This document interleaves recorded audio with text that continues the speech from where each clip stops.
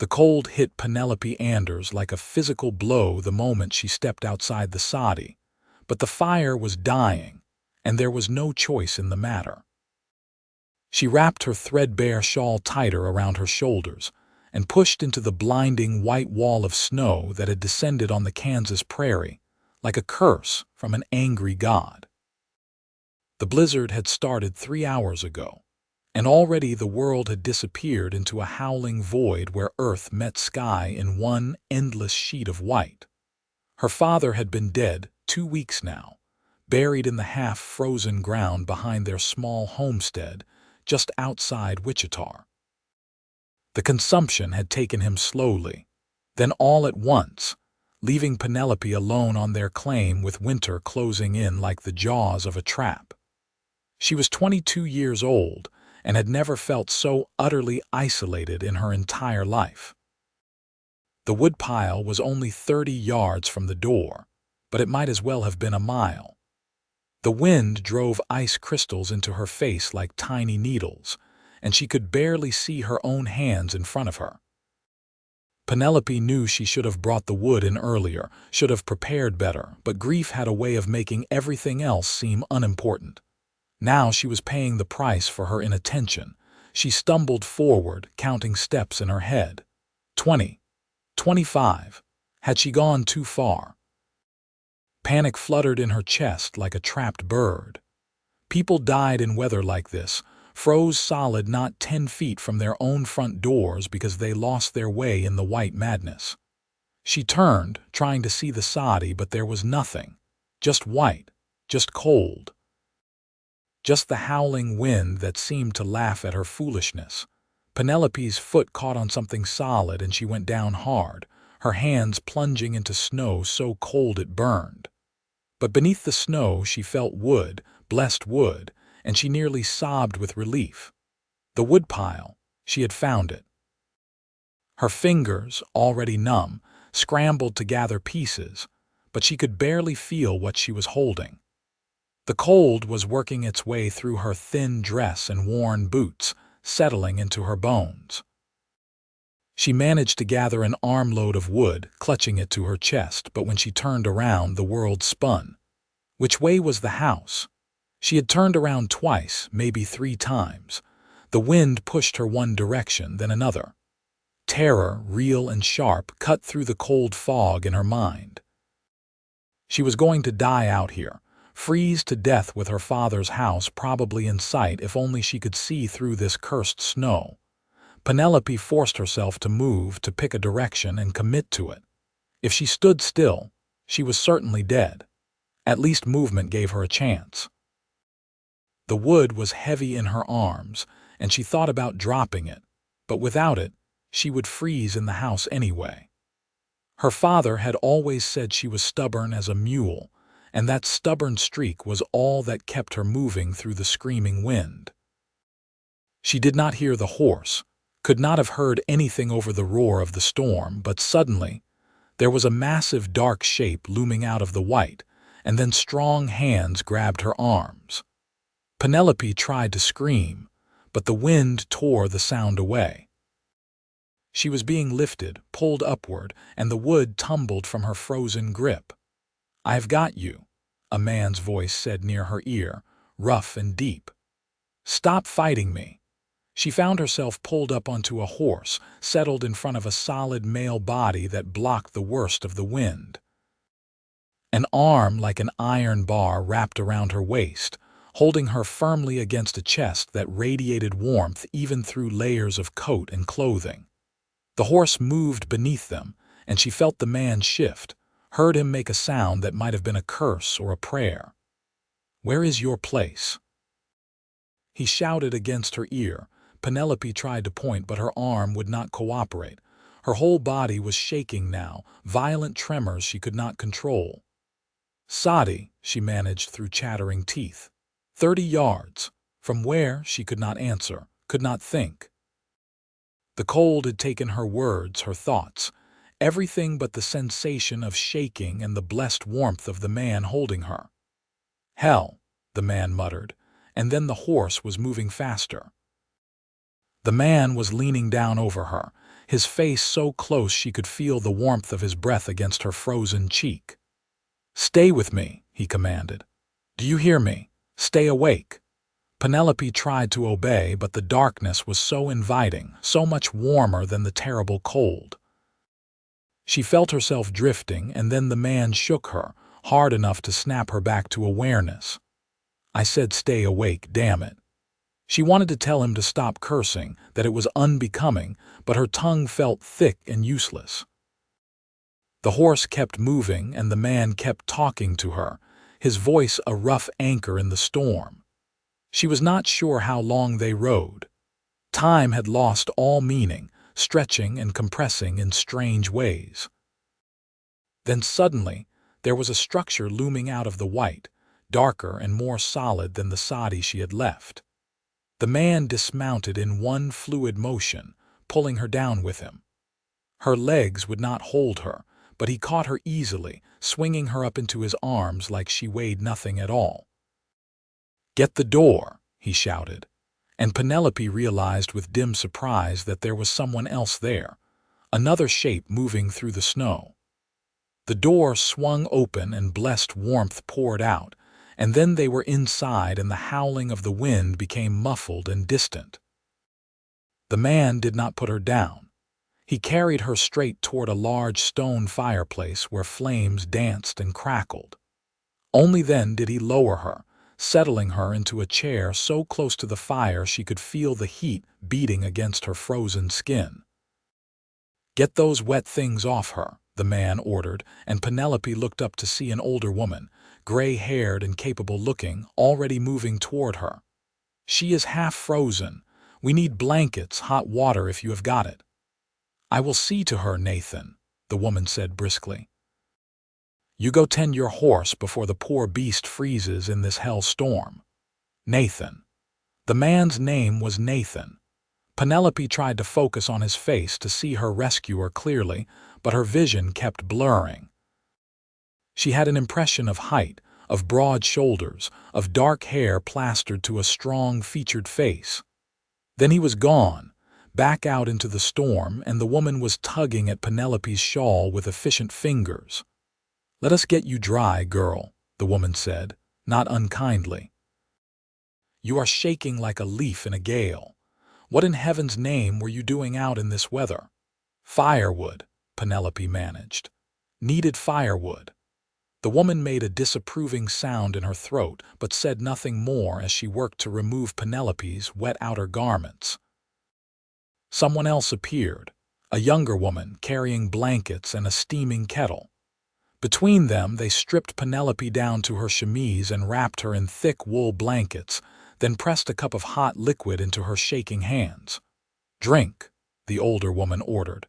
"Slowly now, do not gulp it." The liquid was some kind of broth, rich and salty, and it burned going down in the best possible way. Penelope sipped obediently, feeling beginning to return to her fingers and toes in painful prickles. Her teeth were still chattering, making the cup rattle, but the younger woman steadied it with gentle hands. "There now," the older woman said, satisfied.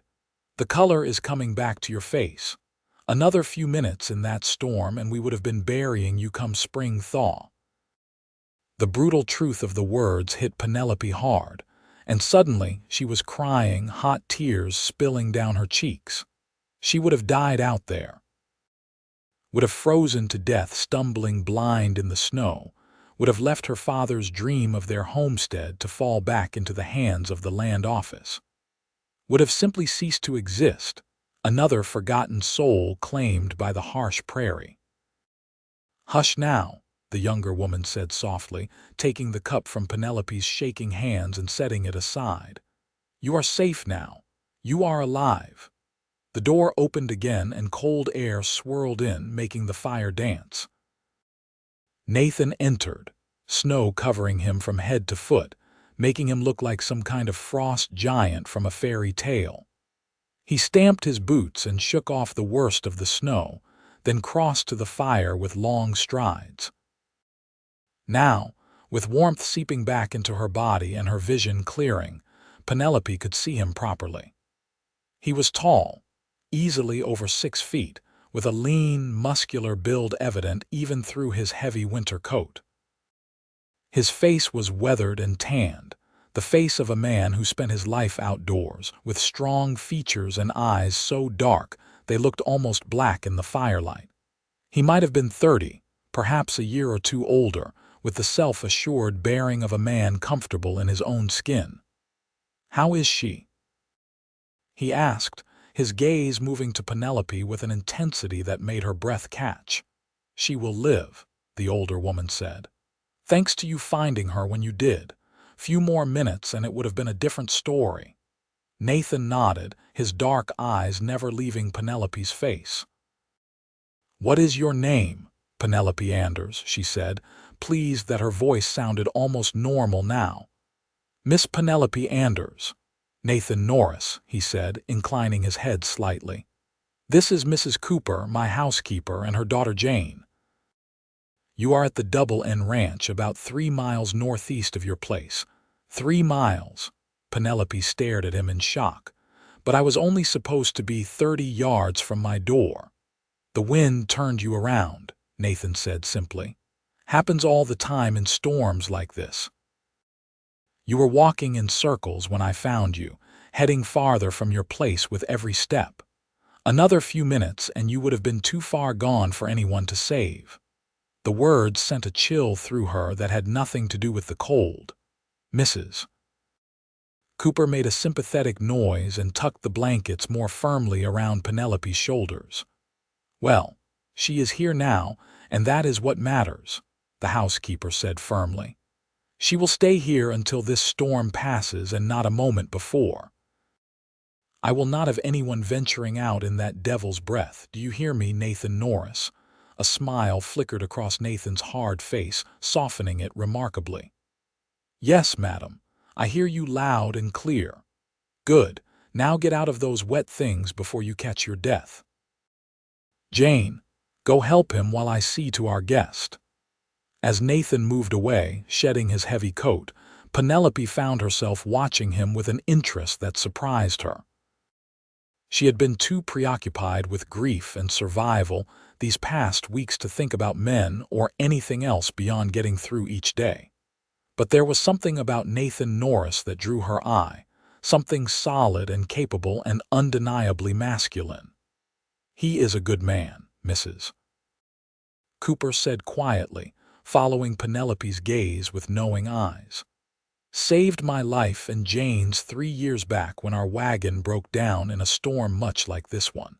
We would have frozen if he had not happened by.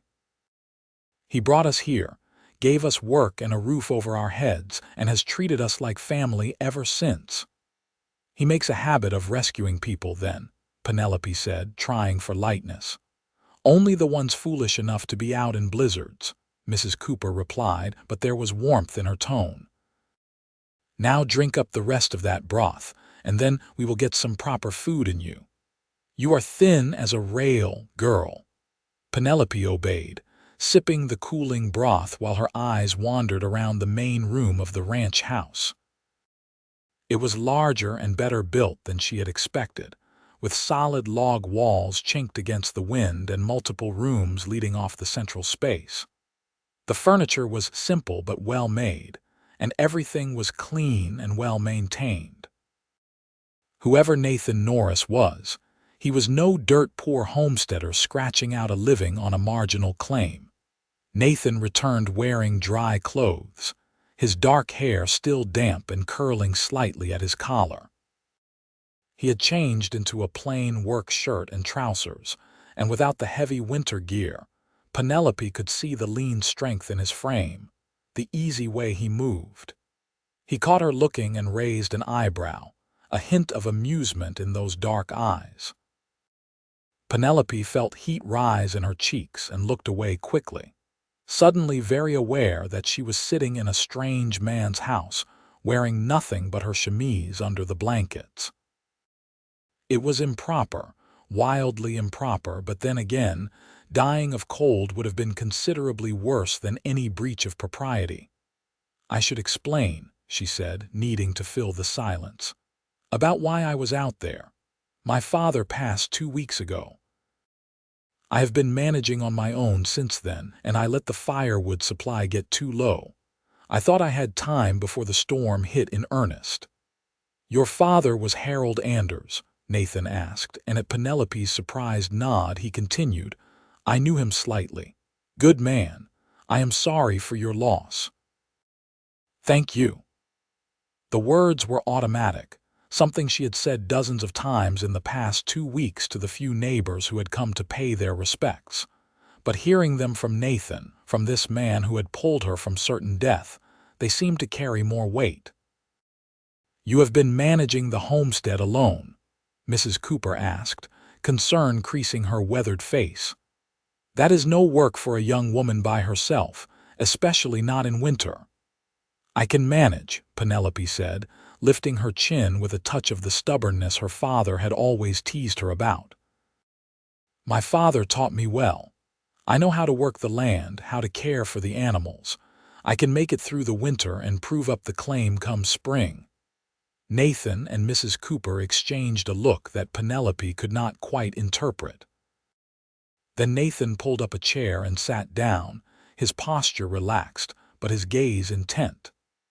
Miss Anders, I mean no disrespect, but you were gathering firewood in a blizzard and got lost 30 yards from your own door.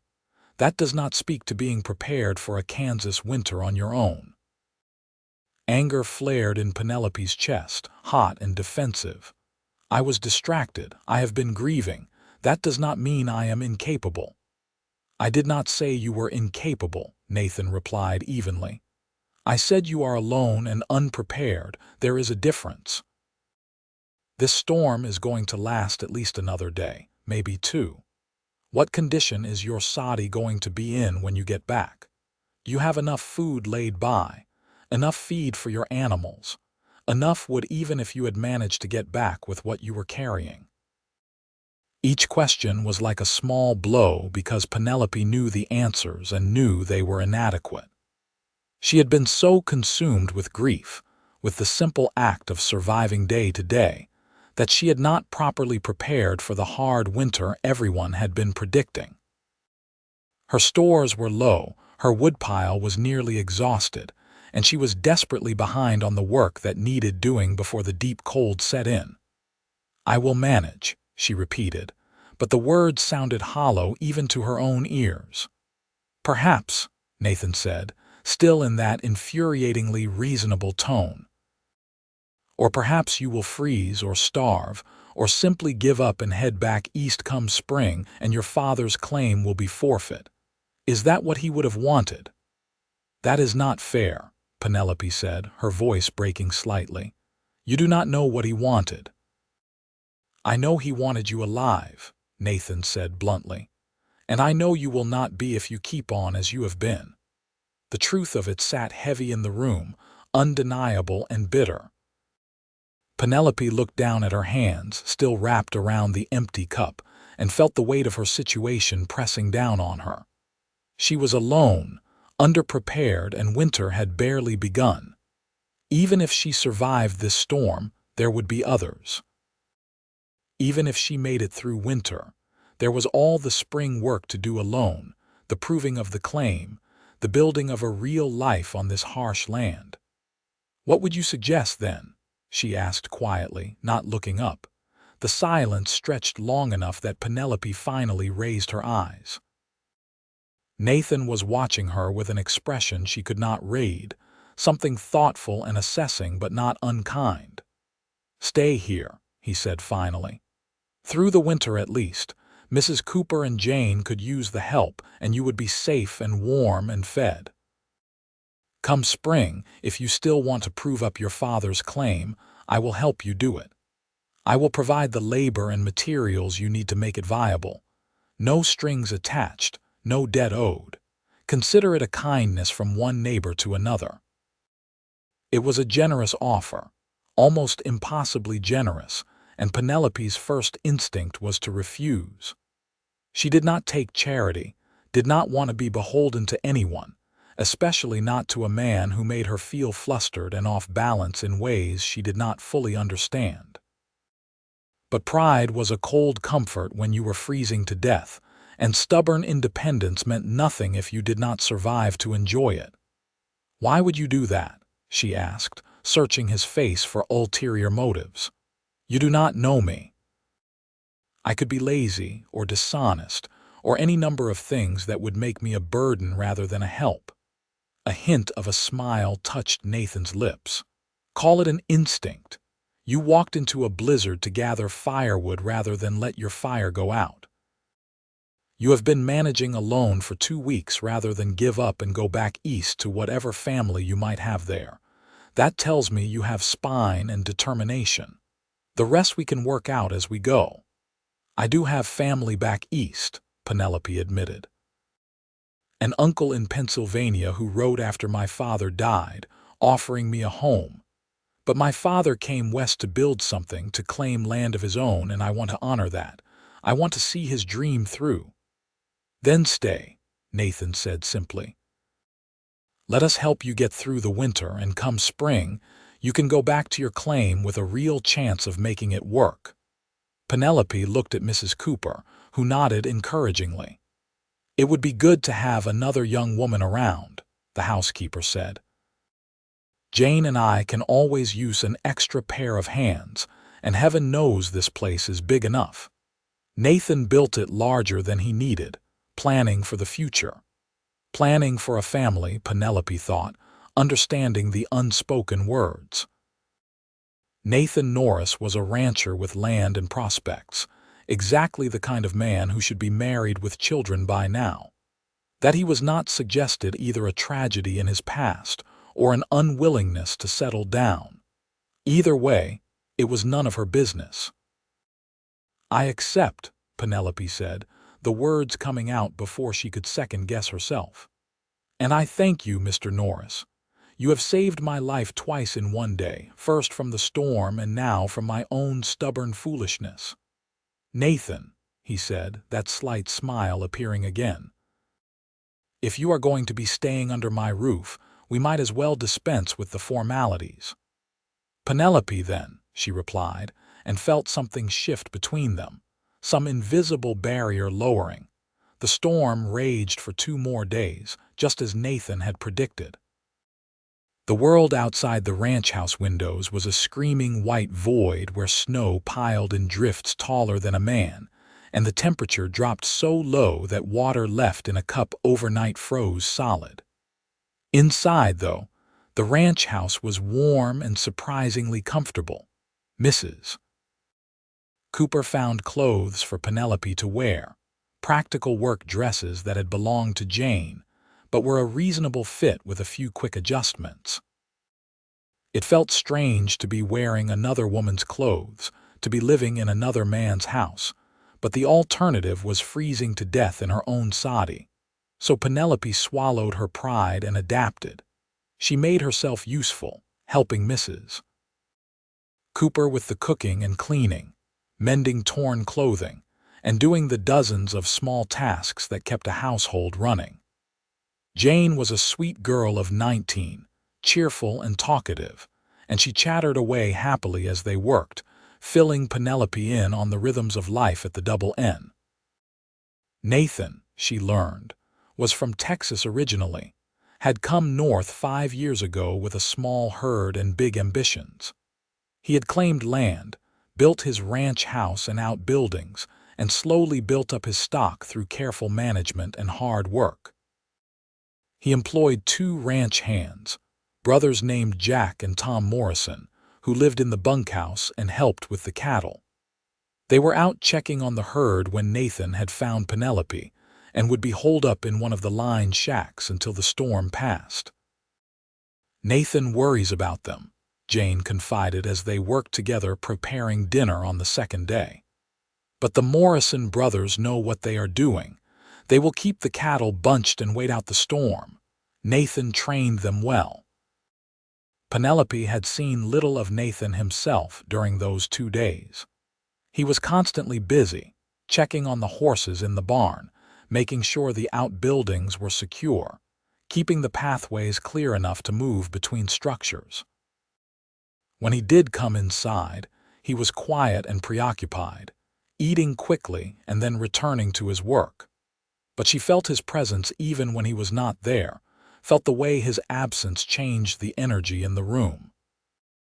And she caught him watching her sometimes, his dark eyes thoughtful, before he would look away and return his attention to whatever task occupied him. On the third morning, Penelope woke to silence. The wind had stopped.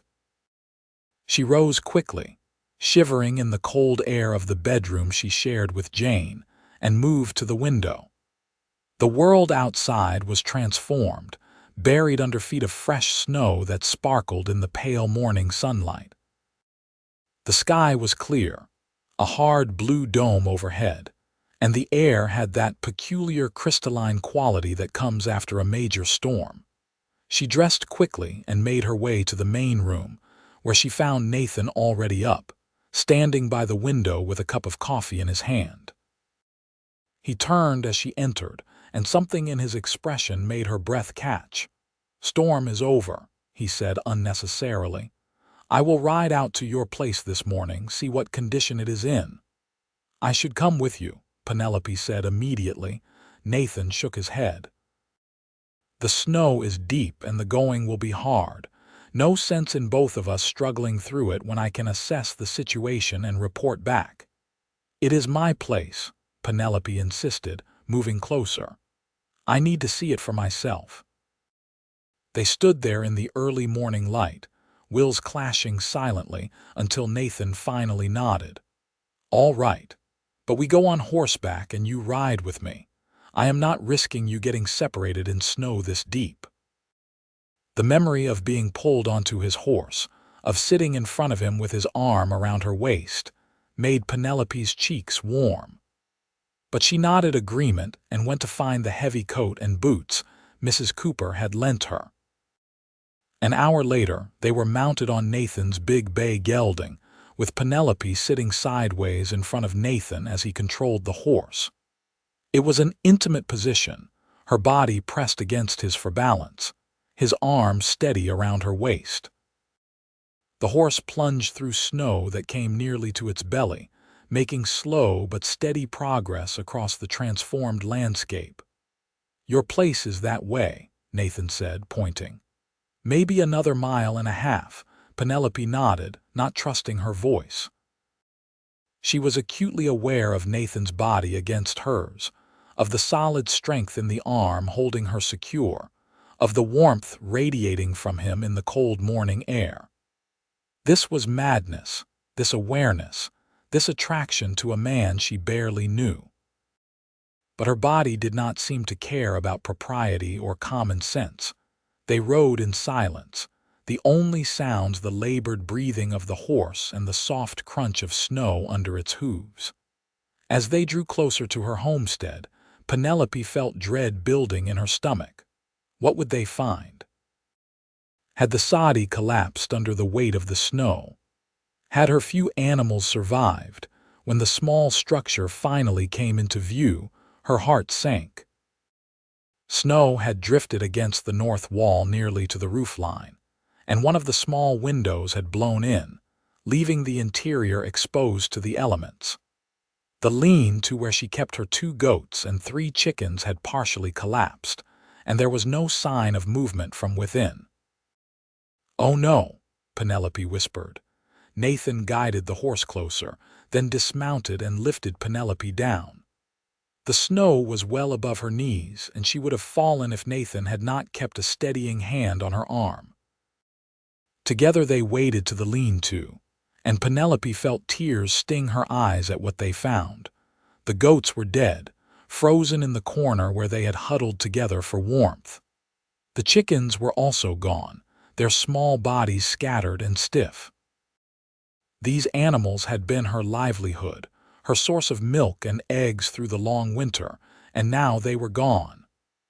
"I am sorry," Nathan said quietly, and the genuine sympathy in his voice made the tears spill over. "I should have brought them inside," Penelope said through the tightness in her throat. "I should have made room, should have done something." "You had no way of knowing the storm would be this bad," Nathan said, his hand still on her arm, warm and solid. And even if you had brought them in, the soddy is not warm enough. They might have lasted longer, but the outcome would likely have been the same. The words were meant to comfort, but they just made Penelope feel more helpless. She pulled away from Nathan's touch and waded through the snow to the soddy itself. The door was hard to open, blocked by snow that had blown in through the broken window, but Nathan added his strength to hers, and they managed to force it wide enough to enter. The interior was a disaster. Snow had drifted across the floor, covering everything on that side of the single room. The fire had long since gone out, and ice coated the inside of the walls in some places. Penelope's few possessions were scattered, some damaged by the moisture, others buried in snow. The cold was absolute, bone deep, worse somehow than being outside because of the sense of violated sanctuary. "You cannot stay here," Nathan said from behind her. "Even if we get the window fixed and the place warmed up, you have lost your animals. You have no way to sustain yourself through the winter." Penelope stood in the middle of the destroyed soddy, her father's dream of a homestead in ruins around her, and felt something break inside her chest. All her stubborn determination, all her pride and independence, meant nothing in the face of the harsh reality before her. She had failed. Failed her father, failed herself, failed to prove that she could make it alone. She became aware that she was crying in earnest now, great gasping sobs that she could not control. Strong arms came around her from behind, pulling her back against a solid chest, and Nathan's voice was gentle in her ear. "It is all right," he murmured. "Let it out. You have been holding it in too long." And so Penelope cried, mourning her father and her animals and her shattered dreams, while Nathan held her and let her break. It should have been mortifying, weeping like a child in the arms of a man she barely knew, but somehow it felt right, felt safe, as if Nathan's strength could hold her together when she was falling apart. When the storm of tears finally passed, Penelope found herself turned in Nathan's arms, her face pressed against his coat, his hand gentle on her hair.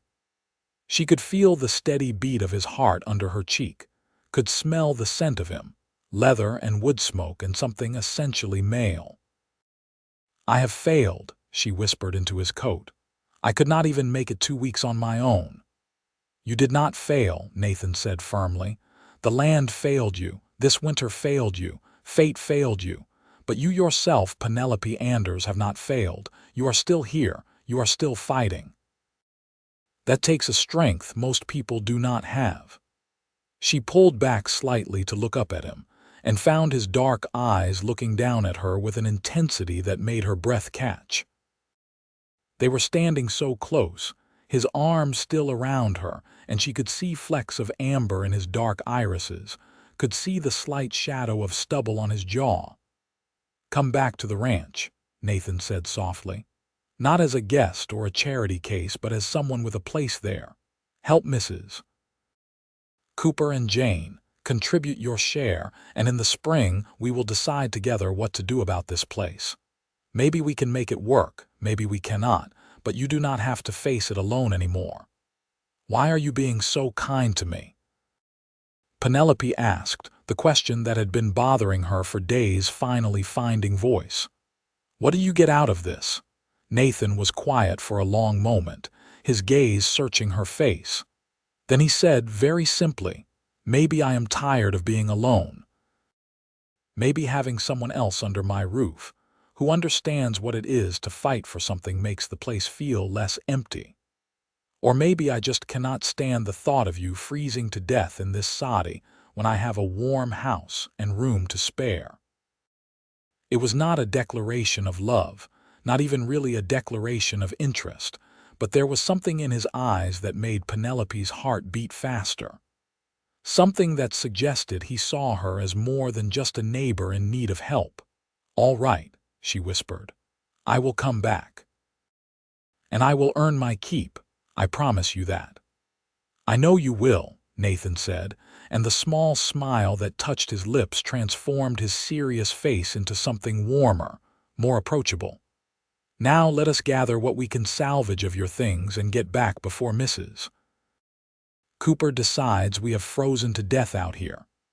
They worked quickly, gathering Penelope's clothes, her father's few books, a quilt her mother had made before she died, small treasures that could be saved. Nathan found an old canvas sack and they packed everything carefully, making sure nothing would be damaged on the ride back. Before they left, Penelope stood in the doorway of the soddy one last time, looking at the small space that had been home. "I am sorry, Papa," she whispered. "I tried." Then Nathan's hand was on her shoulder, gentle and grounding, and she turned away from the past to face whatever future awaited her. The ride back to the double end seemed shorter, perhaps because Penelope was less focused on the cold and more focused on the man whose arms surrounded her. She let herself lean back against Nathan's chest, let herself accept the warmth and strength he offered without fighting it.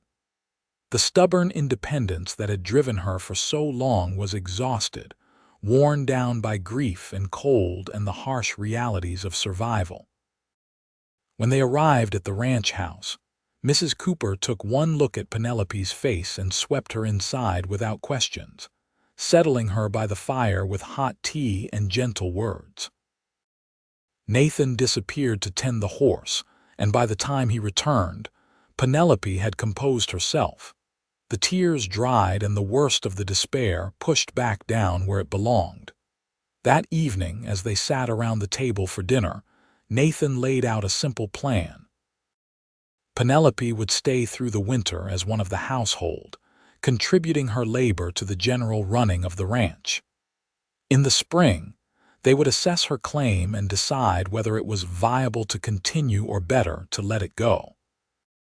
There was no pressure, no obligation beyond the work she would do to earn her keep. It should have been purely practical, a business arrangement between neighbors, but Penelope could not shake the awareness that tingled through her whenever Nathan's eyes met hers across the table. Could not ignore the way her heart sped up when he smiled, or the way she found herself watching him when she thought he was not looking. The days developed a rhythm.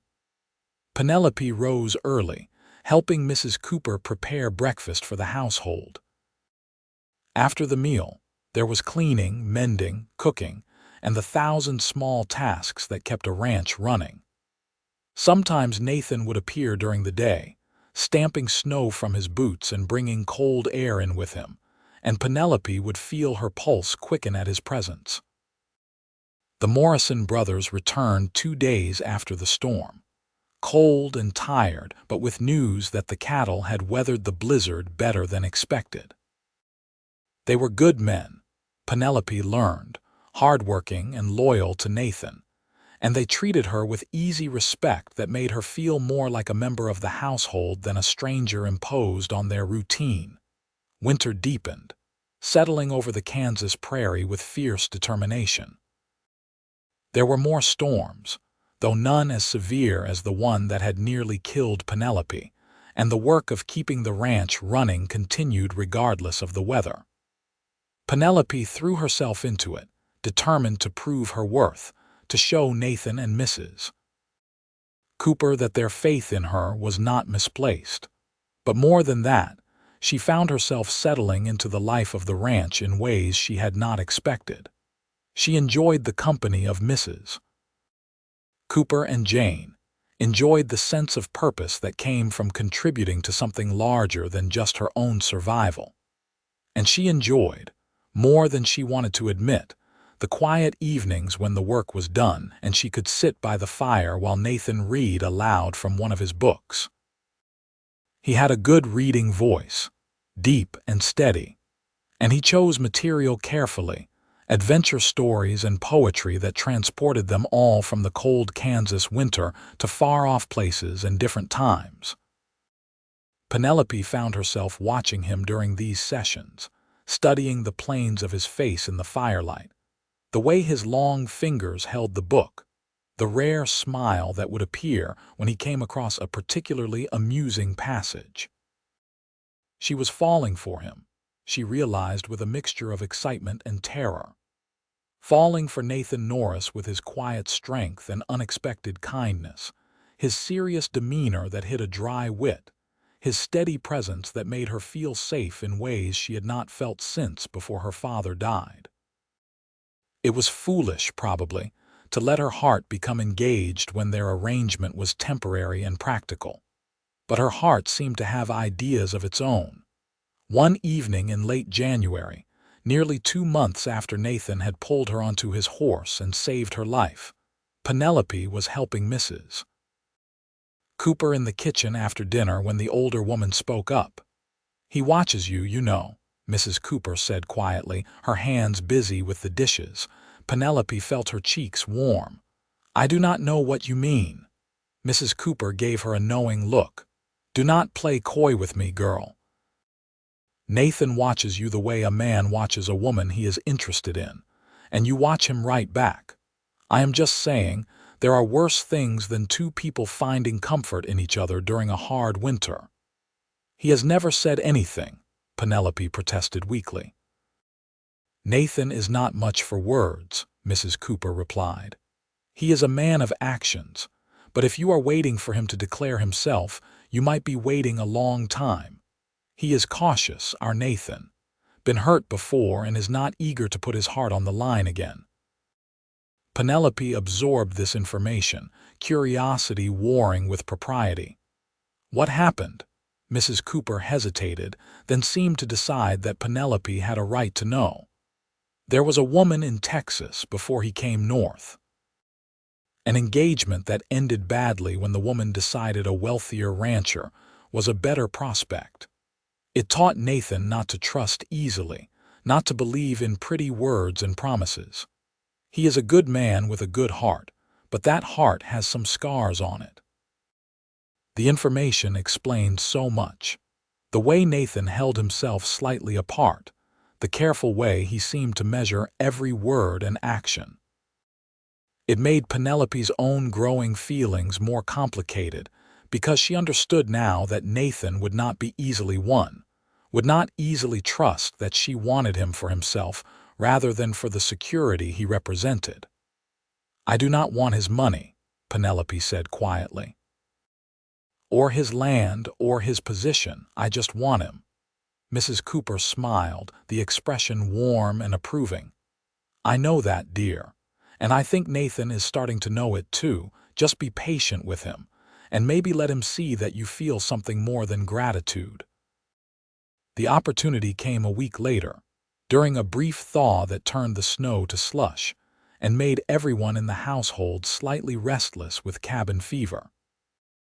Nathan announced his intention to ride out and check on the line shacks, making sure they were still stocked and sound, and Penelope surprised herself by asking to come along. Nathan looked at her for a long moment, his dark eyes unreadable, then nodded.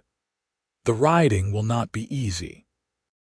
"I can manage," Penelope said, lifting her chin with some of her old stubbornness. They set out mid-morning, Penelope mounted on one of the gentler horses from Nathan's small string and Nathan on his big bay. The air was warmer than it had been in weeks, almost balmy by comparison, and the sun on Penelope's face felt like a benediction. They rode side by side when the terrain allowed, single file when the snow was too deep or the path too narrow.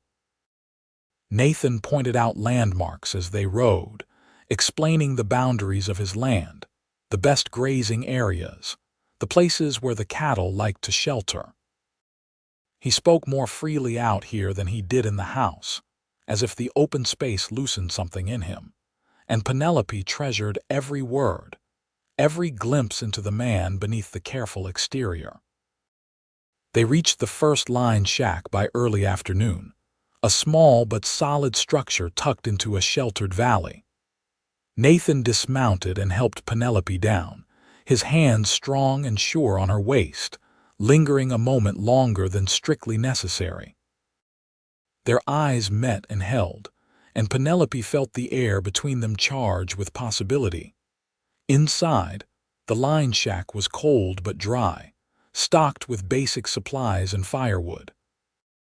Nathan quickly built up a fire to take the chill off while Penelope checked the stores, making note of what would need to be replenished come spring. "The Morrison brothers did good work here," Nathan said, straightening from the fire. "Everything is secure." "You have built something solid here," Penelope said, moving to stand beside him as they both warmed their hands at the growing flames. "Something to be proud of." Nathan glanced at her, something uncertain in his expression. "It is a start, not what I had originally planned, but a start." "What did you plan?" Penelope asked softly. He was quiet for so long she thought he would not answer.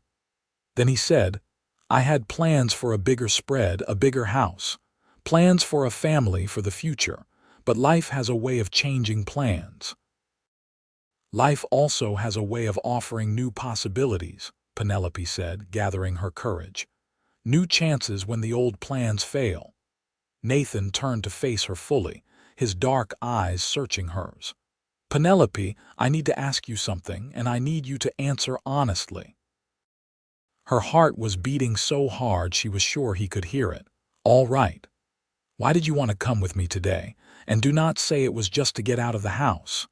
Penelope took a breath, then took the leap. "Because I wanted to be alone with you, because I wanted a chance to talk without Mrs. Cooper and Jane and everyone else around. Because I have been going quietly mad watching you every day and not being able to say what I feel." The words hung in the air between them, bold and unmistakable. Nathan's eyes went wide, surprise and something else, something that looked like hope flickering across his face. "What do you feel?" he asked, his voice rough. "I feel grateful," Penelope said, stepping closer to him. "Grateful that you saved my life, that you gave me a place to stay, that you have been so kind to me.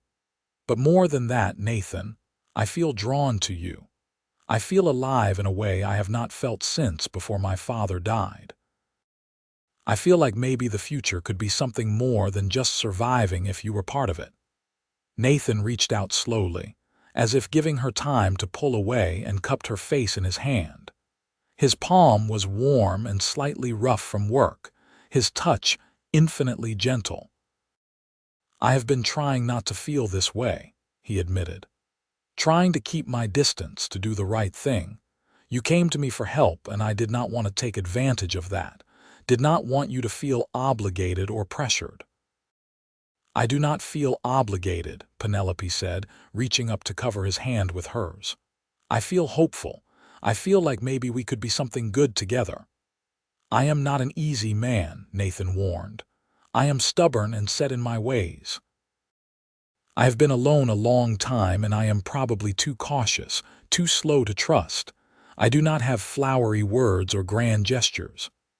"I do not need flowery words," Penelope said, her eyes locked on his. "I need honesty. I need steadiness. I need someone who sees me as more than just a burden to be managed.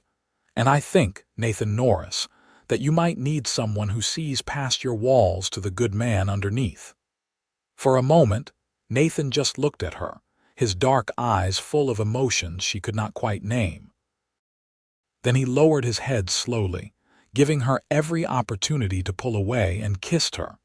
It was gentle at first, almost hesitant, his lips warm and firm against hers. Penelope's eyes fluttered closed, and she leaned into the kiss, into him, her free hand coming up to rest on his chest where she could feel the rapid beat of his heart. The kiss deepened, Nathan's other hand coming to rest on her waist, pulling her closer, and Penelope felt heat bloom through her body that had nothing to do with the fire crackling nearby. When they finally broke apart, both breathing hard, Nathan rested his forehead against hers. "I have wanted to do that for weeks," he admitted roughly. "I have wanted you to do it for weeks," Penelope replied, and felt him smile against her skin. They stood there for a long moment, wrapped in each other's arms, listening to the fire pop and the wind whisper around the corners of the lined shack. Then Nathan pulled back slightly, his expression turning serious. "If we do this, if we take this step, I need you to understand something," he said. "I am not interested in a casual flirtation or a winter romance that ends when spring comes. If I court you, Penelope, it is with the intention of making it permanent, of building a life together. I am too old and too practical for anything less." The words should have scared her, should have seemed too fast, too much. But instead, Penelope felt a sense of rightness settle over her, as if all the chaotic pieces of her life were finally arranging themselves into a pattern that made sense. "I want permanent," she said firmly. "I want to build something lasting. I want a partner, not a rescuer, someone to work beside, to build a life with. And I think we could do that, Nathan, if we are both brave enough to try." Nathan's smile, when it came, was like the sun breaking through clouds, transforming his serious face into something warm and almost boyish. "Then we will try," he said simply. "Together." He kissed her again, longer this time, deeper, a kiss that was a promise and a claim all at once. Penelope returned it with equal fervor, letting herself feel all the emotions she had been pushing down for weeks. The attraction and affection, and the beginning of something that felt suspiciously like love. When they finally left the lined shack and mounted their horses for the ride back, something fundamental had shifted between them. They rode closer together, hands touching when the path allowed, eyes meeting and holding with new meaning. The winter landscape seemed less harsh, the future less uncertain, and Penelope felt a lightness in her chest that had been absent for far too long. "Mrs. Cooper took one look at them when they returned and smiled knowingly, but said nothing, though Penelope caught her exchanging a significant glance with Jane. That evening at dinner, Nathan reached under the table and took Penelope's hand, lacing their fingers together with casual intimacy, and the simple gesture made her heart soar. The next weeks passed in a haze of new love and discovery. Nathan courted Penelope with quiet determination, stealing moments alone when they could, sharing confidences and dreams and the thousand small details that built intimacy. He told her about his childhood in Texas, about the father who drank and the mother who worked herself to death trying to hold the family together. Told her about his decision to come north and start fresh, to build something that was entirely his own. Penelope, in turn, shared her own history. The mother who died when she was 12, the father who raised her alone and taught her to read and write and think for herself. The decision to come west and claim land, the excitement and terror of staking their future on a homestead. The long months of her father's illness and the hollow grief that followed his death. "You are stronger than you know," Nathan told her one evening as they sat together on the porch, wrapped in blankets against the cold, watching the stars emerge in the clear winter sky. "You have survived things that would have broken most people." "I had no choice but to survive," Penelope replied. "The alternative was not acceptable." "There is always a choice," Nathan said quietly. "You could have given up, gone back east, accepted your uncle's offer, but you stayed. You kept fighting. That is not just survival, Penelope, that is courage." She turned to look at him, this man who had become so important to her in such a short time. "You make me braver," she admitted. "Make me feel like I can face whatever comes because I am not alone anymore." Nathan's arm tightened around her shoulders. "You will never be alone again," he promised. "Not if I have any say in it." February gave way to March, and the first hints of spring began to show in longer days and occasional warm breezes that promised an end to winter's grip. Nathan and Penelope spent more time together, often riding out to check on the cattle or repair winter damage to fences and buildings. The physical work was hard but satisfying, and Penelope reveled in the feeling of contributing, of being a true partner rather than a dependent. One evening in mid-March, as they sat together after dinner, Nathan cleared his throat in a way that suggested he had something important to say. The rest of the household had retired, leaving them alone by the fire, and Penelope felt her heart begin to race at the serious expression on Nathan's face. "I have been thinking about the future," Nathan began, then stopped, seeming uncharacteristically uncertain. "What about it?" Penelope prompted gently. Nathan took her hand, his thumb rubbing over her knuckles in a gesture that had become familiar and dear. "Your father's claim," he said. "We should talk about what you want to do with it." Penelope had been expecting this conversation, though she had been putting off thinking about it seriously. "What do you think I should do?" "I think," Nathan said slowly, "that you should let it go. File abandonment papers and let it revert to the land office." The suggestion hurt more than Penelope had expected, even though she had known it was coming. "That feels like giving up on my father's dream. Or it could be letting go of a dream that was never really yours," Nathan said gently.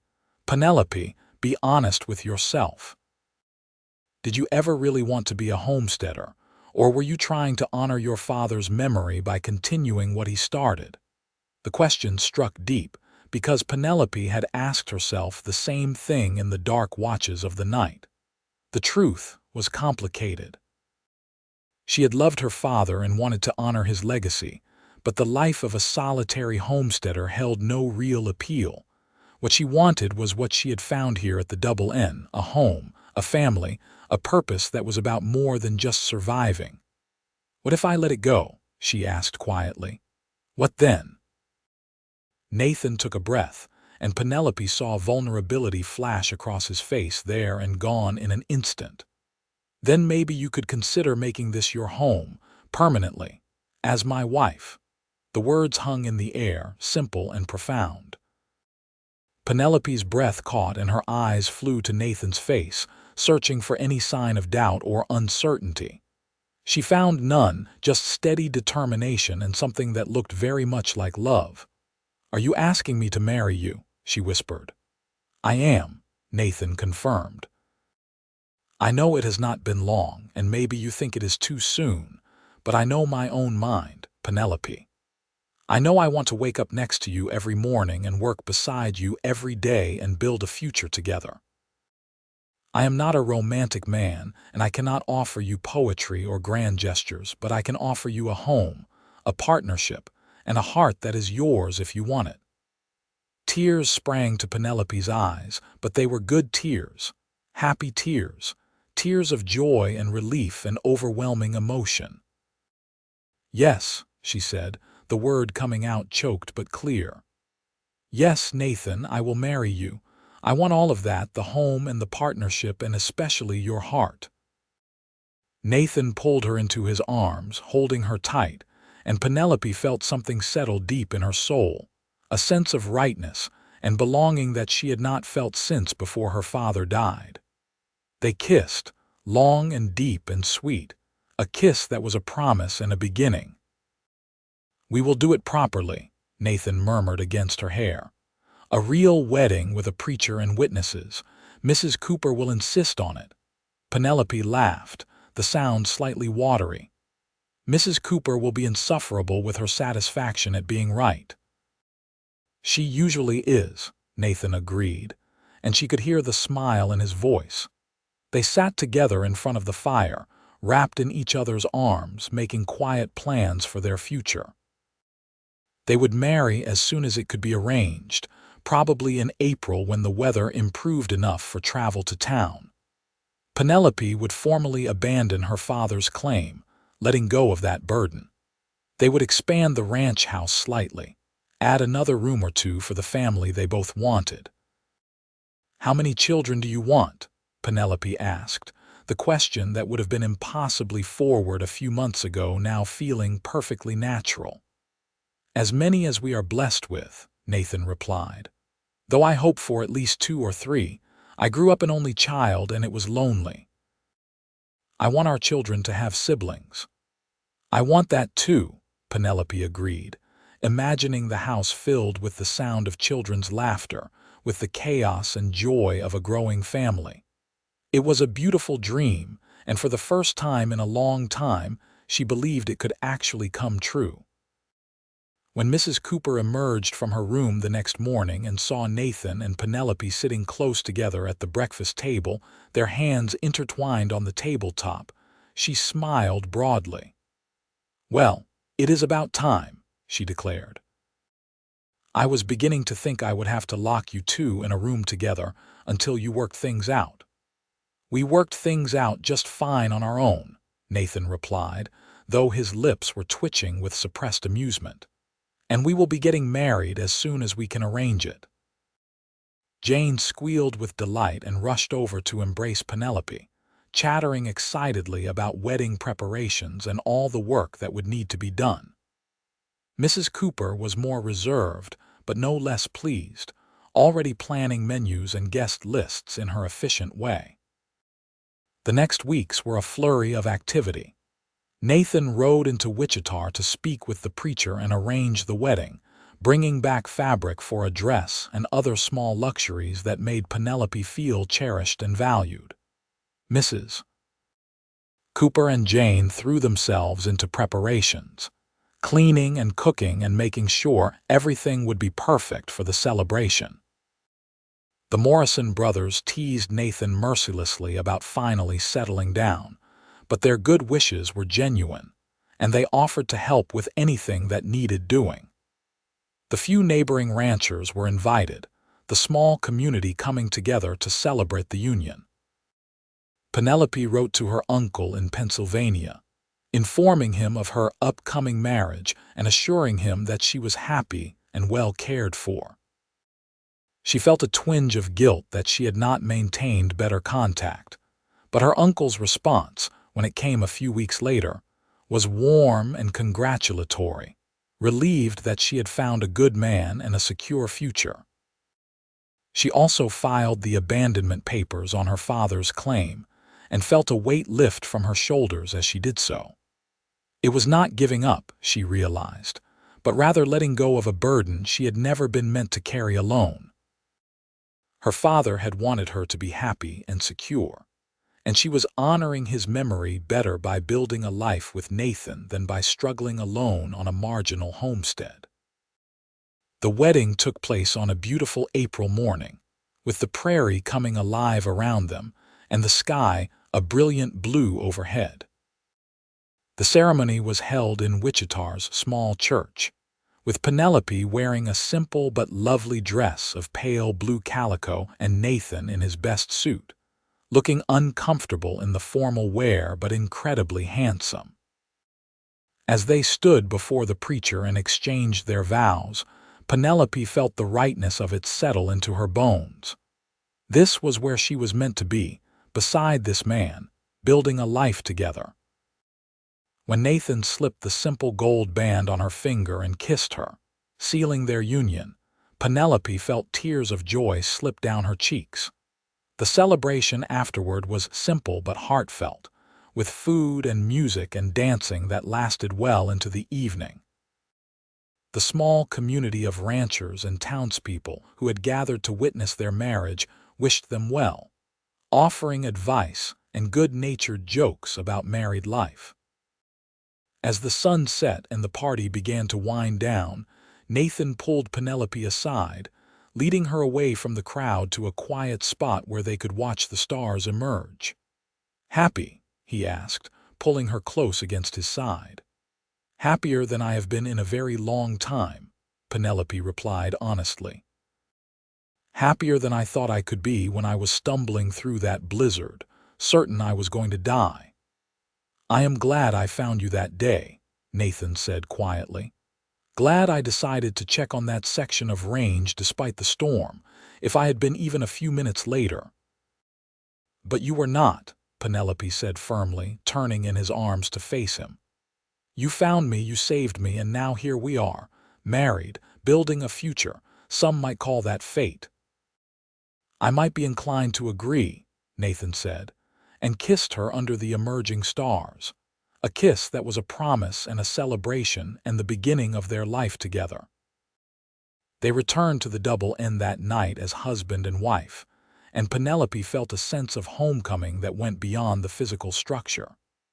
This was her home now, not because circumstance had forced her here, but because she had chosen it, chosen Nathan, chosen the life they would build together.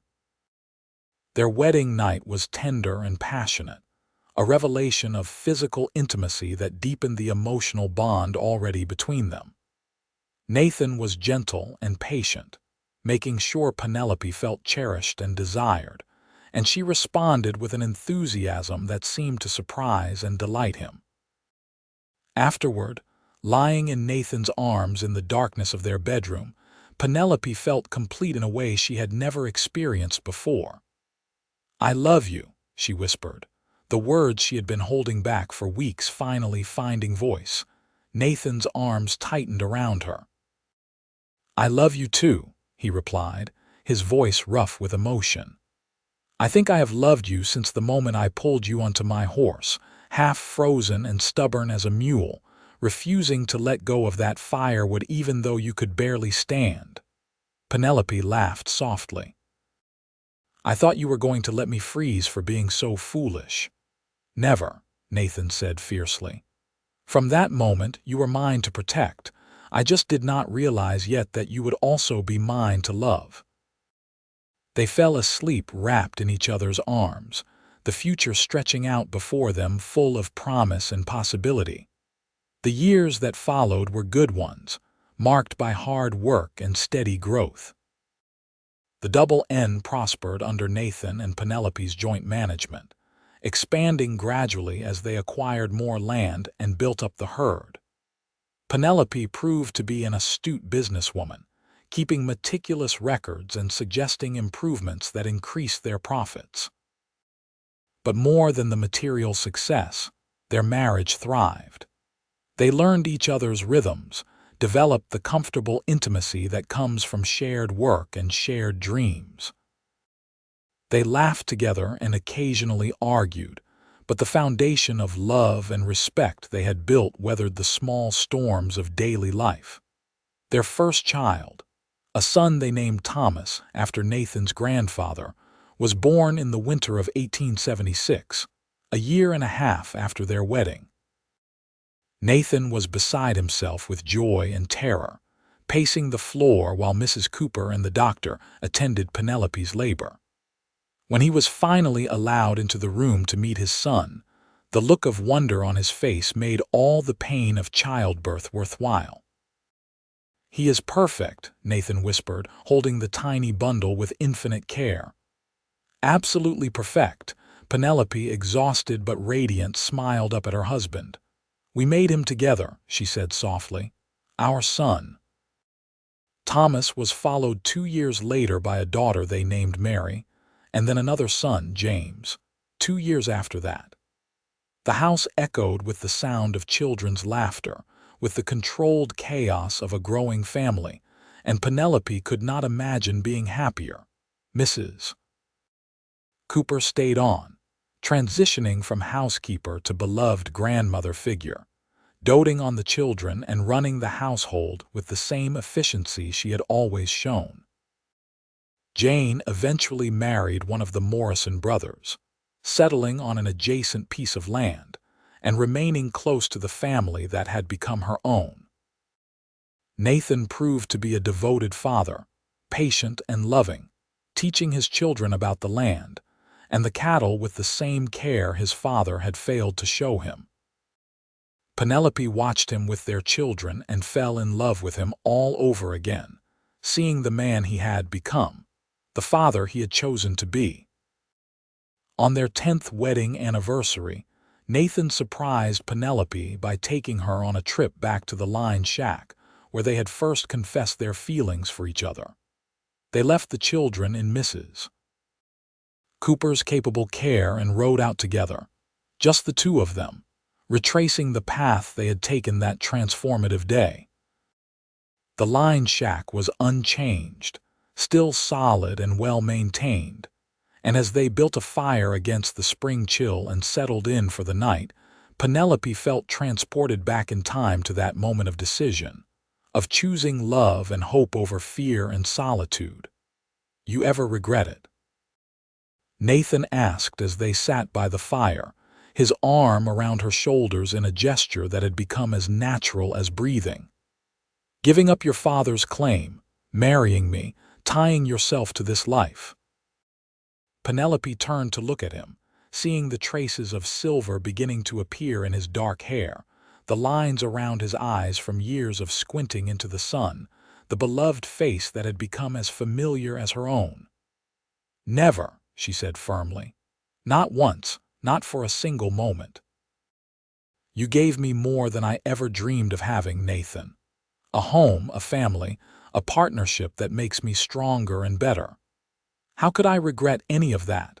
Nathan kissed her, slow and sweet and full of 10 years of love and shared history. "I am the one who should be grateful," he murmured against her lips. "You turned a house into a home, gave me children, made me happier than I ever thought I could be. I love you, Penelope Norris. More now than the day we married, and I will love you more still tomorrow and all the days after." They made love by the firelight, their bodies as familiar to each other now as their hearts, and it was beautiful in its intimacy, in the comfortable passion of a long marriage. Afterward, they lay together under blankets, talking quietly about the past and the future, about their dreams for their children and their plans for the ranch.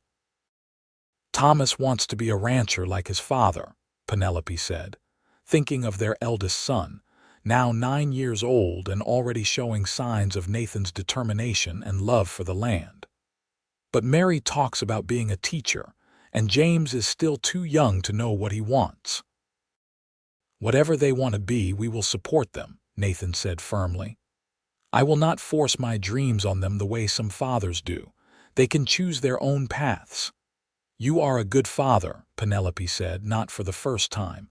"The best father. Our children are lucky to have you." "They are lucky to have you," Nathan countered. "You are the heart of our family, Penelope, the thing that holds us all together." They fell asleep in each other's arms just as they had on their wedding night, and Penelope thought that this, right here, was happiness. Not the grand, dramatic gestures of story books, but the quiet contentment of a life well lived, of love sustained and deepened over years of shared joys and sorrows. The years continued to pass, bringing changes and challenges as all years do. The children grew, became individuals with their own dreams and personalities. Thomas did indeed become a rancher, learning the business from Nathan and eventually taking over much of the day-to-day management of the Double N. Mary went east for schooling and returned as a teacher, opening a small school in Wichita that served the children of ranchers and townspeople alike. James, the youngest, surprised them all by developing a talent for working with horses, and eventually started a breeding operation that became known throughout Kansas. Nathan and Penelope watched their children grow and build their own lives with pride and occasional melancholy for the passage of time. But they also took deep satisfaction in seeing the legacy they had built together, not just in land and cattle, but in the strong, capable people their children had become. Mrs. Cooper passed peacefully in her sleep when she was 78, having lived to see the grandchildren she had helped raise grow into adulthood. Her death was mourned deeply by the entire family, but they took comfort in knowing she had lived a full and happy life, had found family and purpose after losing everything in that long-ago storm. As Nathan and Penelope entered their later years, they found new joys in grandchildren, in the next generation that would carry on what they had built. They took more time for themselves now, leaving the hardest work to younger hands, spending long evenings on the porch watching the sunset paint the prairie in shades of gold and crimson. You remember the day you found me in that blizzard?" Penelope asked one evening, the question prompted by nothing in particular, just the mood of reflection that came with age. "As if it were yesterday," Nathan replied, his hand finding hers in the familiar gesture that had marked their entire marriage. "I remember thinking you were the most stubborn, foolish woman I had ever met, refusing to let go of that firewood even half frozen." "I needed that firewood," Penelope protested with mock indignation. "You needed to survive," Nathan corrected. "And thank God you did. Thank God I was there to find you. I cannot imagine my life if I had not pulled you onto that horse and brought you home." "Home," Penelope repeated softly, looking out over the land they had worked and loved for so many years. "Yes, you brought me home. I did not realize it at the time, but you brought me to exactly where I was meant to be." Nathan raised her hand to his lips, pressing a kiss to her knuckles with the same tenderness he had shown throughout their marriage. "We brought each other home," he said. "Two lost souls finding each other in a blizzard, building something lasting out of near tragedy. It is a good story." "It is our story," Penelope said, leaning her head on his shoulder, "and I would not change a single moment of it." They sat together as the stars emerged one by one, as the night settled over the prairie with its ancient rhythms. Inside the house, they could hear the voices of their children and grandchildren, gathered for one of the regular family dinners that had become tradition. The sound was warm and full of life, a testament to everything Nathan and Penelope had built together. And as they rose to join their family, Nathan's arm around Penelope's waist in a gesture 50 years familiar, they knew they had achieved something precious and rare. They had taken a moment of crisis, a chance encounter in a killing storm, and transformed it into a lifetime of love and partnership. They had built not just a ranch, but a family, a legacy that would endure long after they were gone. The blizzard that nearly killed Penelope had instead brought her to Nathan, and together they had created a life richer and fuller than either could have imagined alone. It was more than enough. It was everything. Years later, when Thomas would tell his own grandchildren the story of how their great-grandparents met, he would speak of fate and fortune, of a cowboy who pulled a freezing woman onto his horse and rode her to safety. But the children who heard the story understood it was about more than just a rescue. It was about courage and choice, about two people finding each other against all odds and choosing to build something beautiful together. Nathan and Penelope lived to see their golden wedding anniversary, celebrated by children and grandchildren and great-grandchildren, by friends and neighbors who had watched their love story unfold over 5 decades. They stood together, white-haired and bent with age but with eyes that still sparkled when they looked at each other, and renewed the vows they had spoken so long ago in Wichita's small church. "I would choose you again," Nathan said, his voice wavering but strong. "In any life, in any circumstance, I would choose you. And I would let you pull me onto your horse," Penelope replied, tears streaming down her weathered cheeks. "Would trust you to bring me home then and always." When Nathan passed quietly in his sleep at the age of 82, Penelope grieved deeply, but without bitterness. They had been given more than 50 years together, had built a life and a family that would continue long after they were gone. She lived another 3 years, surrounded by the love of her family, and when she closed her eyes for the last time, her children swore she was smiling. They were buried side by side on a hill overlooking the Double N, the ranch that had been their dream and their legacy. The headstones were simple, bearing their names and the years of their lives, but the real monument to their love was everywhere around them in the land they had worked, the family they had raised, the community they had helped build. And sometimes, On winter evenings when the snow fell soft and the wind whispered across the prairie, the grandchildren would tell the story again. The story of a young woman gathering firewood in a blizzard, of the cowboy who pulled her onto his horse and rode her home, and of the love that blossomed from that desperate moment into something eternal and true. It was a story of the Old West, of hard times and harder choices, but most of all it was a story of love, the kind of love that built families and forged legacies and endured beyond death itself.